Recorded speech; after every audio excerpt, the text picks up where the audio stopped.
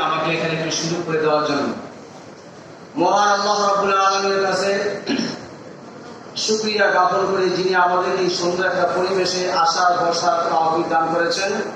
আলহামদুলিল্লাহ, শহীদি মর্যাদা জ্ঞাপন করি মহান রব্বুল আলামিনের কাছে, যারা দীর্ঘ এই 17 বছরে আমাদের দেশকে একটি ভালো পরিবেশে আনার জন্য আমাদের এই বাংলার জমিনে তারা শহীদ হয়েছেন।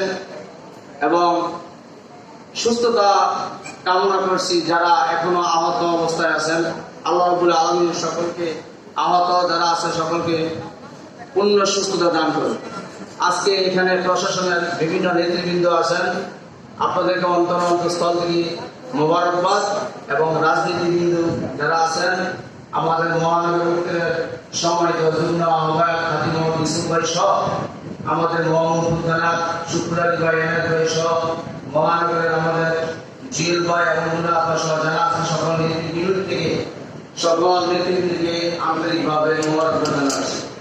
সম্মানিত উপস্থিতি, আমি আজকে জাতীয়তাবাদী দলের পক্ষ থেকে বলতে চাই, আমাদের ডিএমপি কমিশনার স্যাররা যে উদ্যোগ নেবেন, ইনশাআল্লাহ এই মহামন্ত্রীকে সন্ত্রাস মুক্ত, মাদক মুক্ত, জঙ্গি মুক্ত, চাঁদাবাজ মুক্ত করার জন্য বাংলাদেশ জাতীয়তাবাদী ওলামা দলকে যখনই ডাক দিবেন, আমরা তখনই ইনশাআল্লাহ ঝাঁপিয়ে পড়বো এই মহামন্ত্রীকে চাঁদাবাজ মুক্ত, সন্ত্রাস মুক্ত আমরা পরিশ্রম ইনশাআল্লাহ।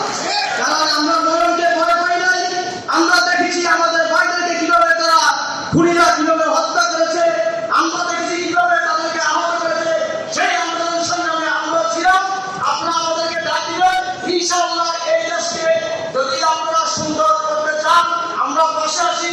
বিশেষ করে মোহাম্মদের নাম হলো আমাদের নবী সাল্লাল্লাহু আলাইহি ওয়াসাল্লামের নামে এই মোহাম্মদপুরকে আমরা সন্ত্রাস মুক্ত, মাদক মুক্ত করেই সব ইনশাআল্লাহ। আমরা আপনাদের পাশে আছি। যখনই ডাক দিবেন আমরা মৃত্যুকে ভয় পাই না, মৃত্যু আমরা দেখেছি। আর ইমানদাররা বিশ্বাস করি মৃত্যু যদি আমাদের রাজপথে এই দেশের জন্য হয়, আমাদের শহীদ মৃত্যু হবে। আমি সকলকে ধন্যবাদ জানিয়ে আমি আমার বক্তব্যকে এখানে শেষ করেছি। আলহামদুলিল্লাহি রাব্বিল আলামিন। আসসালামু আলাইকুম ওয়া রাহমাতুল্লাহি ওয়া বারাকাতুহু।